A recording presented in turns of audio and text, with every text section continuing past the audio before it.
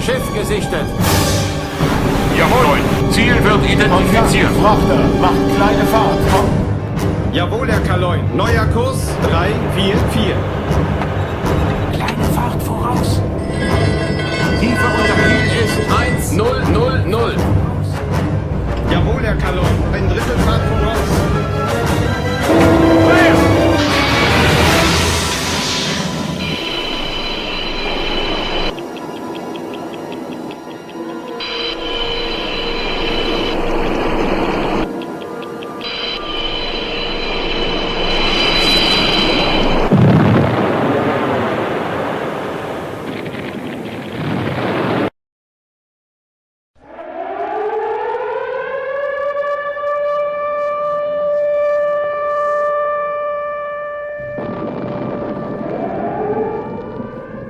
Now that's a chilling sound which probably means absolutely nothing to young people, nor will they know much from school history lessons about the war that produced such noises.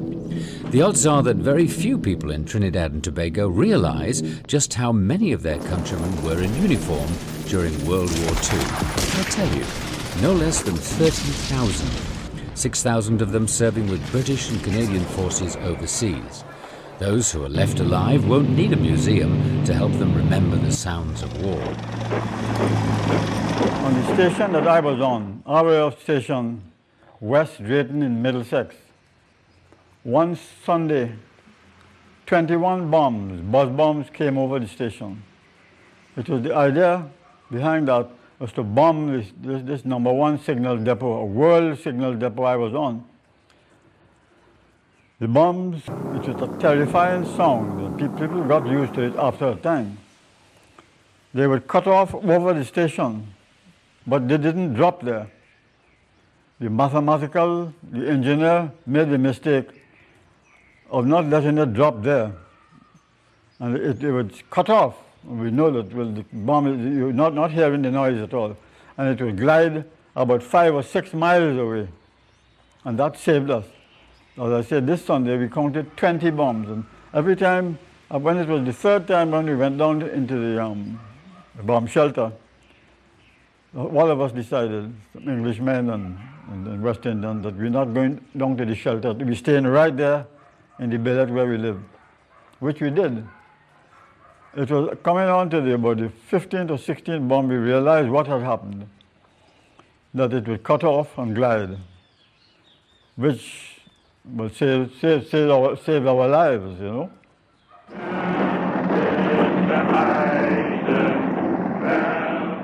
1939, and the massive German army has invaded Poland under orders from Adolf Hitler to march then on the whole of Europe.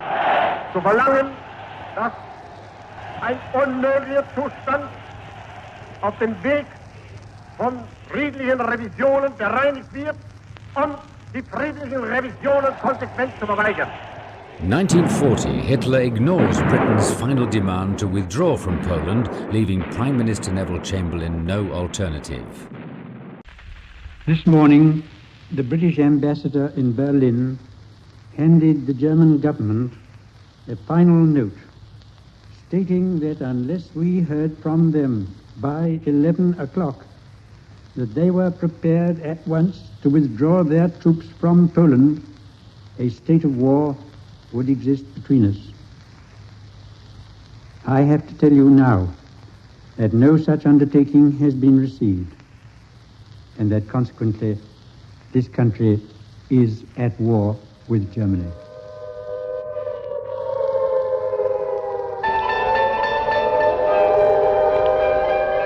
December 1941, Japan joins Germany in the war and attacks the United States.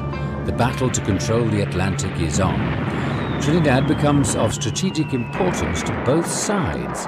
The oil refinery at Pointe-à-Pitre and the Gulf of Paria are crucial to military supplies, especially the Americans. When the Japanese hit them at Pearl Harbor, every American was screaming for revenge against Japan.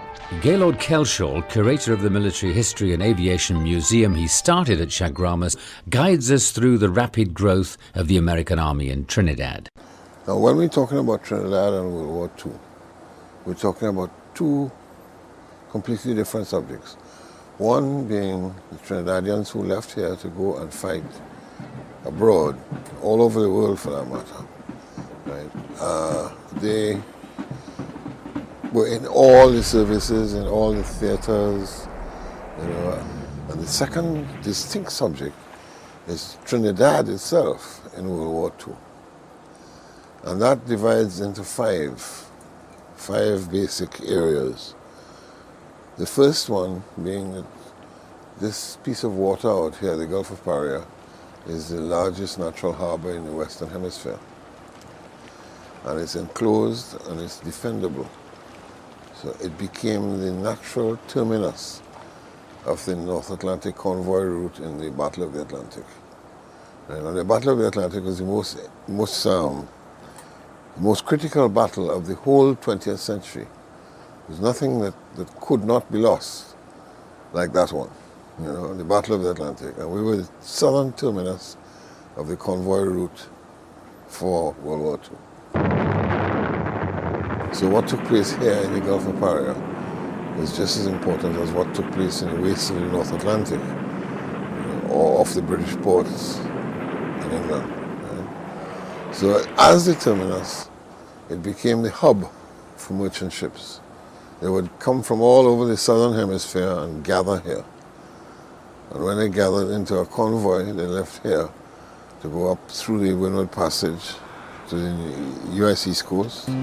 From there, across the Atlantic to either Britain or Russia. The empty ships on the way back would drop off at various ports and so, but some of them would end up here as the terminus and leave from here to go to other ports in the southern hemisphere. Right? Now that ties in almost exactly with the second one, which is the importance of Trinidad. And that revolves around oil. Today, when you think of oil, you think of the Middle East, vast quantities of oil coming out of the Middle East and all over the world for that matter. In those days, Middle East oil hadn't been discovered. Right? For example, the Kuwait oil fields didn't come into being until 1948, right, when the first one was drilled. So we had almost a monopoly on oil. Vital to the island's economy is its petroleum industry. Oil was first discovered late in the 19th century, but it was not until the British Navy in 1917 switched from coal to oil for its power did the industry begin large-scale development.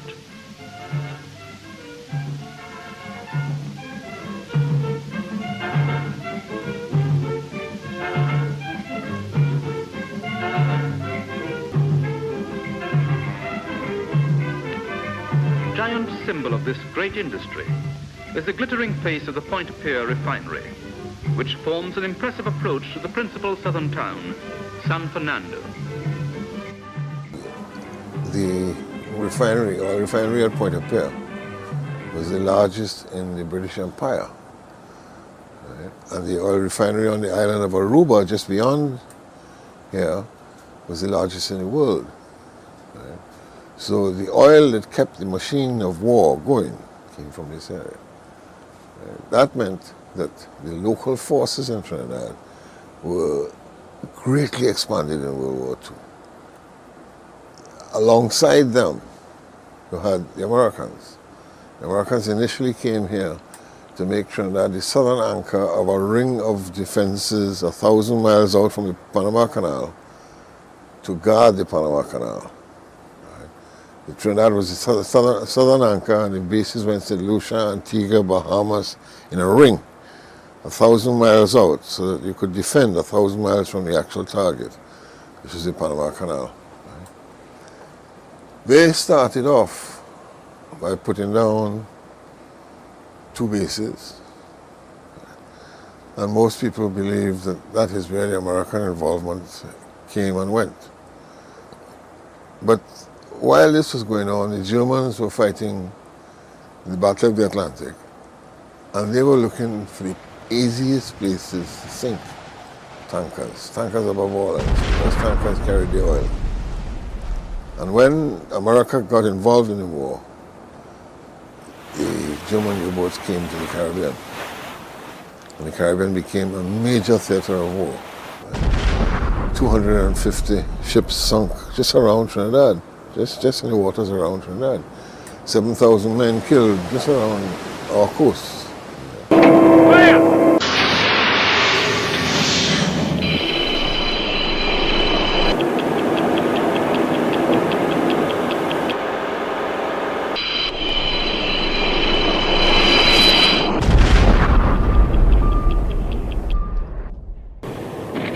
Mr. John Solanby was a young coxswain attached to the Customs Department and remembers the night of February the 19th, 1942, when the Germans attacked. I was born on the 8th of August 1918. I worked at the Customs in 1941. Whilst on duty, 2 ships were out of the harbor. It was merchant ships. Used to come and bring cargo for Trinidad. Whilst on duty, about midnight, we heard 2 loud explosions.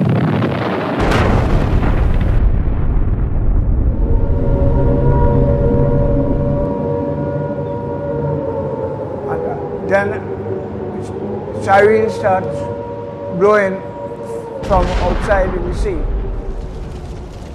We tried to find out what had happened. In a little while, small boats started bringing injured men from the ship. 2 ships. They were torpedoed. It's American ships. They were torpedoed. And the men were taken to the hospital. Now, in the morning, Superintendent Barnes sent a call me from the Customs, being a coxswain, captain of the launch. We sailed around the ship. We went around the first ship. We saw what happened. We went around the second ship. We again saw what happened. And what we saw is big holes, 1 big hole in each ship. They measured about, in diameter, about 10 feet. And both ships were listed on the right side. Listed on the right side, from which it got torpedoed. Patriotism ran rampant, and there was no shortage of West Indians wanting to do their share towards the war effort. Whatever it was, people volunteered to help. Before joining the RAF, Mr. Noel Norton found his niche and shares a light moment on the night of a daring attack by a German U-boat in the harbour of Port of Spain. We were talking about doing something. Not fighting, but helping in some way or other. I also, at the same time, was in the Scouts, and the Scouts decided that they were going to volunteer as those people who carry stretcher bearers. I volunteered for that, and we used to have the siren going off in the middle of the night, 2 o'clock in the morning, and we'd leave our homes and dash to our stations. My station was Belmont Police Station, because I lived in Cascade, which is not very far from there. So we'd go down there, and ambulances will come, and the stretcher bearers would get in, and we would be, we were trying to get used to what could happen.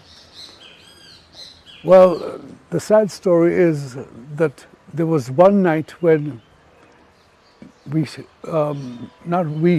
take that back, when my mother heard cannon fire, sounds exploded in the harbor here, because at that time a German submarine had come in and really bombarded us, and I think sunk a couple cargo boats out there. And I believe one is still sitting out there, hasn't been removed as yet. That night, of course, I would have loved nothing better but to report to the Red Cross. She didn't let me get up. She let me sleep through the whole thing. I slept through the entire thing, and when I heard about it, I felt really embarrassed. You know, that sort of I let the side down. The German U-boats are crippling merchant shipping. On land, there are now 20,000 Trinidadians in the Civil Defence Force. Among the rest, there's no shortage of labour for Uncle Sam to hire. When you had the morning reach, trucks coming down there for people coming to work, and we got in the gate. Them fellas now studying the gun or the bayonet or nothing, you know. Them coming in. And you had just move back the bayonet, because if they come here, you took them. You took the poor man, he ain't go and get it, they work, and he family hungry. That he went in the way, that's one that they work. Some of them are so stupid that they jump in the rail to go and walk, you know. They jump in over the fence to go to work. My job is to see you don't jump that fence, you know. All I had to do that proud. And that is the case. I watch them I do it, I can't see. Stupid. The American bases mushroomed from 2 to 225. So in World War II, there were 225 individual American bases in Trinidad.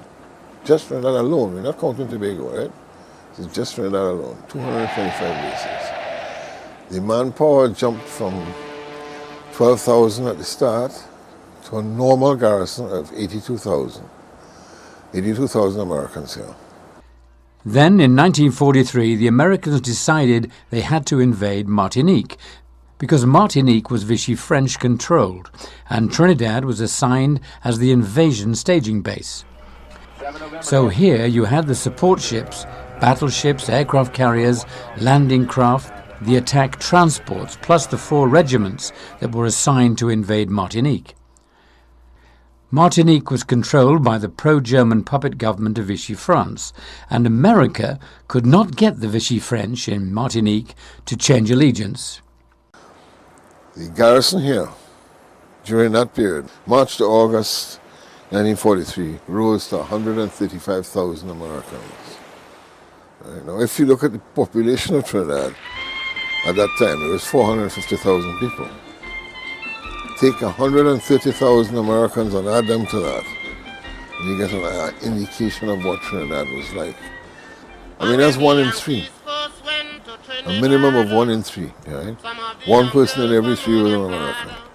So that gives you an idea of why the Trinidadian is so much like the American, much more like the American than the rest of the Caribbean, right? It comes from that contact that changed Trinidad for good. We've never been the same since then. Because, you know, with that volume of people, of men, all looking for relaxation, recreation, it's the start of the entertainment industry, which today dominates Trinidad. But it was not all sea, sun and fun, as the U-boat battle would intensify, and the Germans knew the area well.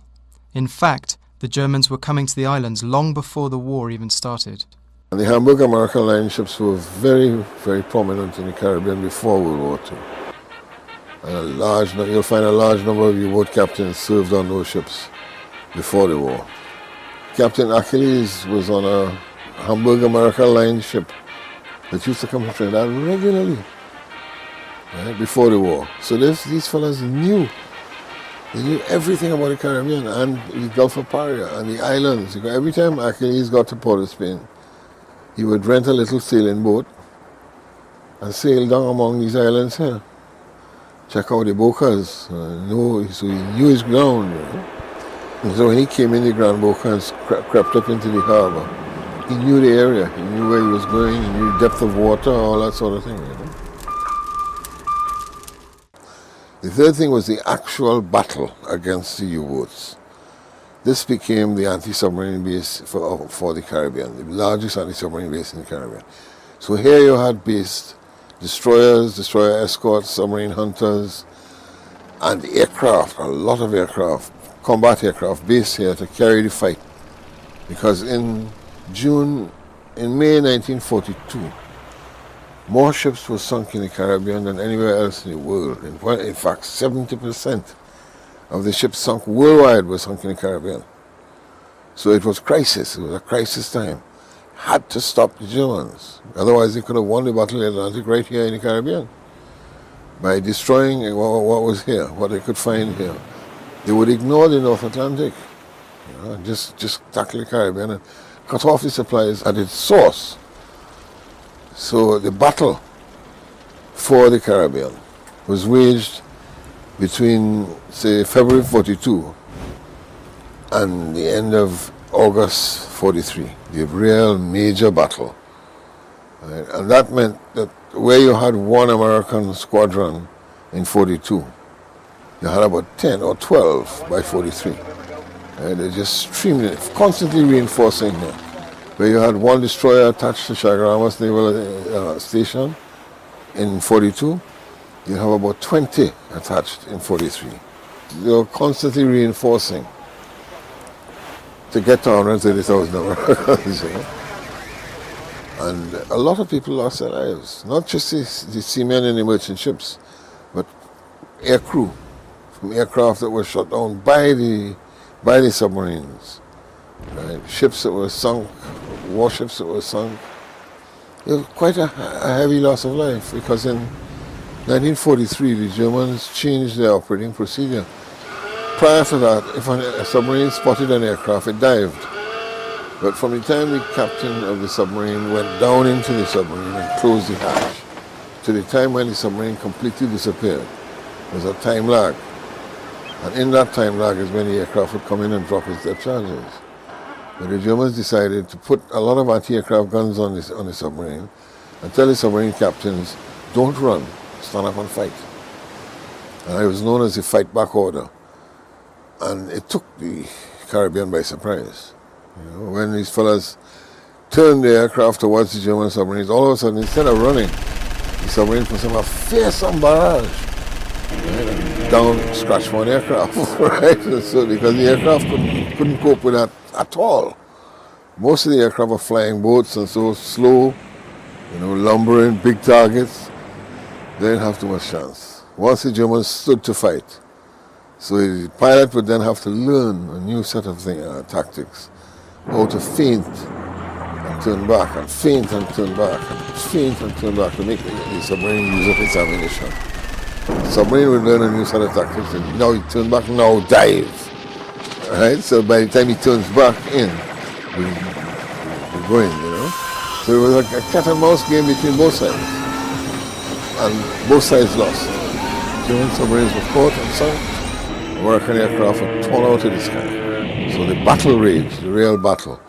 The Germans were in the Caribbean almost up to the end of the war, mind you, but the real fight was that period I spoke about, between 42 43.